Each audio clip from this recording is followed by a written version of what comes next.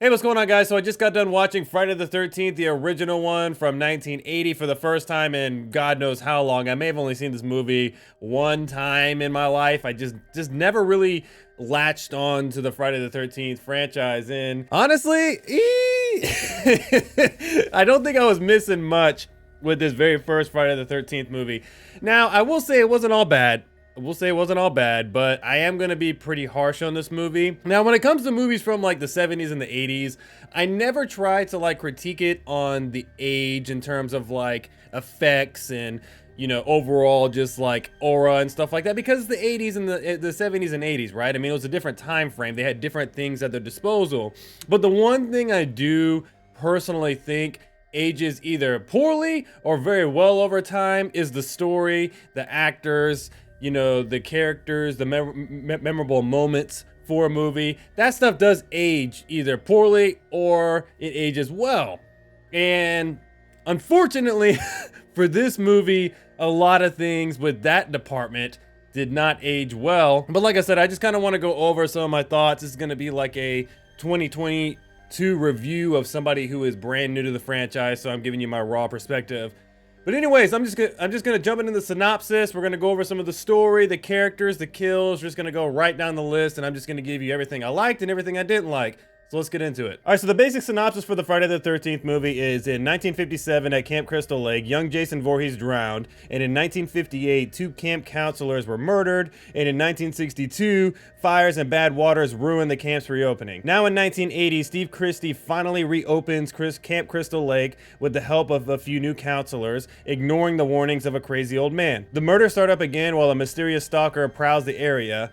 Is this a killer seeking revenge? Who will survive this nightmare and live to tell the story? All right, so diving into the story a little bit, I mean, I didn't hate the story. It was just pretty good. I mean, for a 1980s horror movie, this is about what I expected. It was going to be kind of cheesy in some ways, but like most of the 80s and 70s horror movies have like a charm to them with the cheese, right? I mean, it's like, it's almost like you kind of like it, even though you know it's kind of corny, so to speak. But no, I thought the story was okay. The obvious big thing for this was that Mama Voorhees was the killer, right? But you didn't find out about that till the very end. And that's one thing that I really disliked about this movie more than anything, was that I wish that they would have established Mama Voorhees, and I'm calling her Mama Voorhees. I know it's Pamela Voorhees, but I think it's cooler and funnier to call her Mama Voorhees. But anyway, I wish Mama Voorhees was like introduced sooner, maybe like as this sweet, nice lady, or just like somebody who lost her son and blah, blah, blah, whatever. We could kind of like learn more about her, and like it kind of set up more of her becoming the villain, or like maybe she's a little off.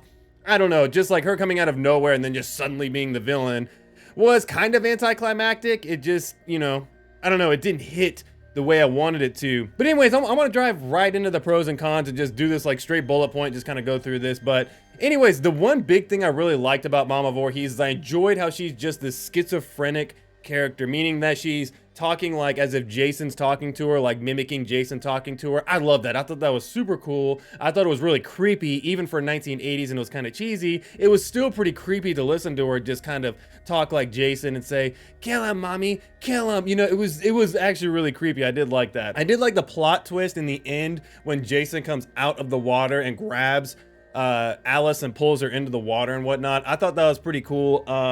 My problem with that, though, is that I wish that they would have just made that the end of the movie, but I'll get to that in just a minute. In general, I just enjoy the simplicity of this movie. It's not trying to do too much, but it's not trying to do too little. It's just a straightforward story about a bunch of camp counselors getting killed by this mysterious person that we find out is Mama Voorhees. And yeah, I dig it. I dig it for that atmosphere and what they're trying to do. So now we're going to get into the cons, because that's really the only pros that I have right this particular moment. The pacing in this movie is horrendous, and I mean it's bad. It's a really bad pacing for this movie. The story just has not aged well overall. Like, I mean, it's a simple story, which I like, but it hasn't aged well. And it's very slow in a lot of areas and lingers on things that just don't matter. Like, for example, I don't really like how towards the end, for example, they're just like building this unnecessary, like their tension, quote unquote, like when Alice is building the barricade in front of the door, right?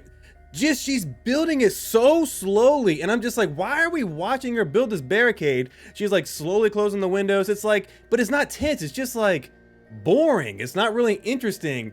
And then the most exciting thing that happens is when the counselor, I can't remember her name, gets thrown back through the window dead. Cool. But then like what ends up happening is the barricade is in the way and she can't get out. And the barricade just, I hate harping on this so much, but she built it backwards because the door opens out, right? I mean, she tied the cord onto the door, but the door opens out. It doesn't open in. So she's putting all this stuff in front of the door.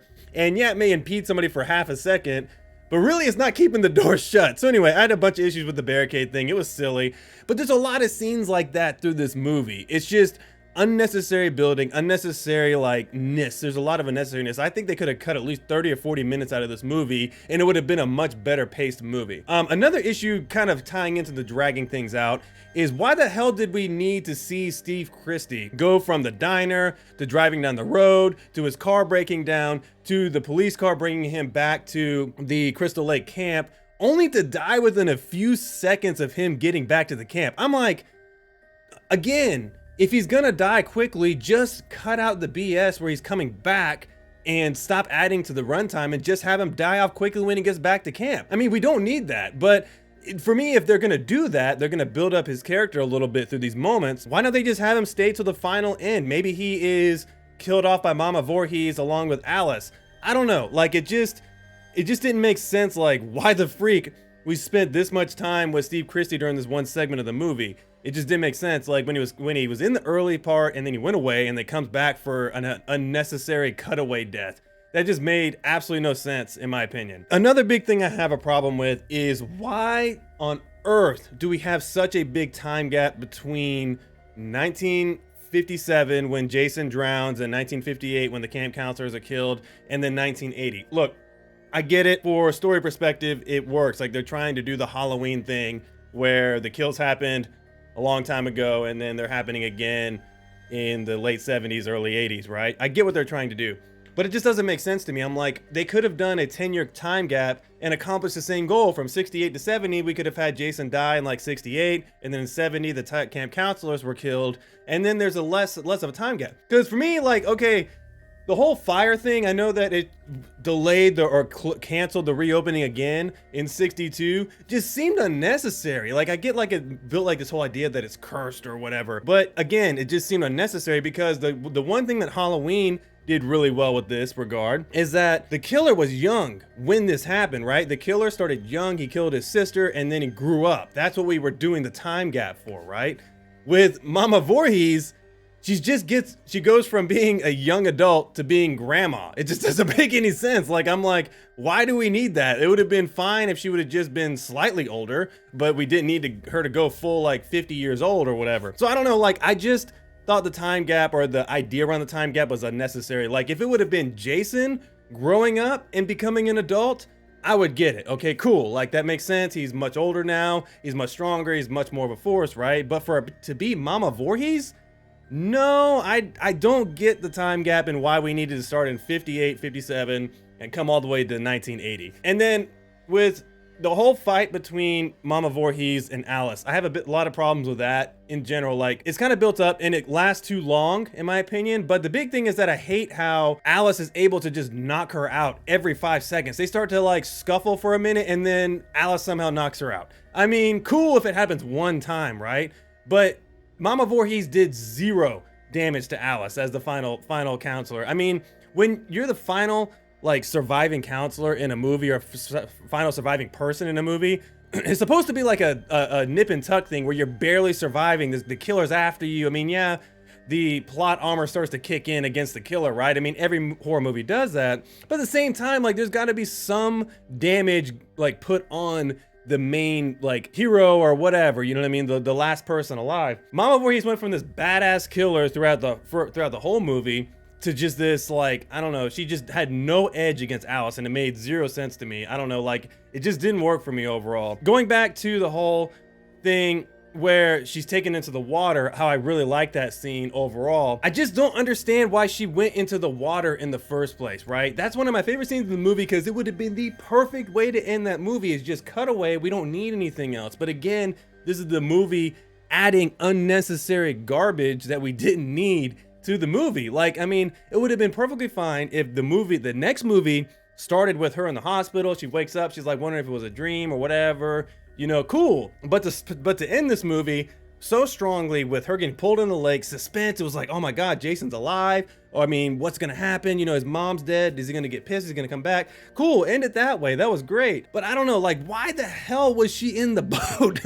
Like, it didn't make sense. She cut her head off, and rather than going inland trying to find like somebody to help her or anything like that, gets on a boat and sails out into the middle of the lake. I mean, why? There's no logic with that, in my opinion. But yeah, I don't know. Like I said, that's just a summarized version of my cons with this movie. And now we're gonna get into the characters a little bit. All right, so talking about the characters a little bit, I actually really didn't hate any of the counselors. I thought they were all pretty good. They came across as believable camp counselors for the time. And I didn't realize freaking Kevin Bacon was in this movie. Man, he was young in this movie. It's weird seeing him that young when we just saw him like in the Guardian special, and he's older now. I don't know, it's weird seeing Kevin Bacon young, and I kind of wish he had a little bit of a bigger role in this movie, because I mean, yeah, of course the main person was Alice, but at the same time I was like, Kevin Bacon was actually pretty good, and I'm glad he had one of the cooler deaths in the movie, which was cool. Mama Voorhees, I really enjoyed her character. I enjoyed the schizophrenic nature of her. I thought she was a badass killer up until the very end where she forgot how to kill, which is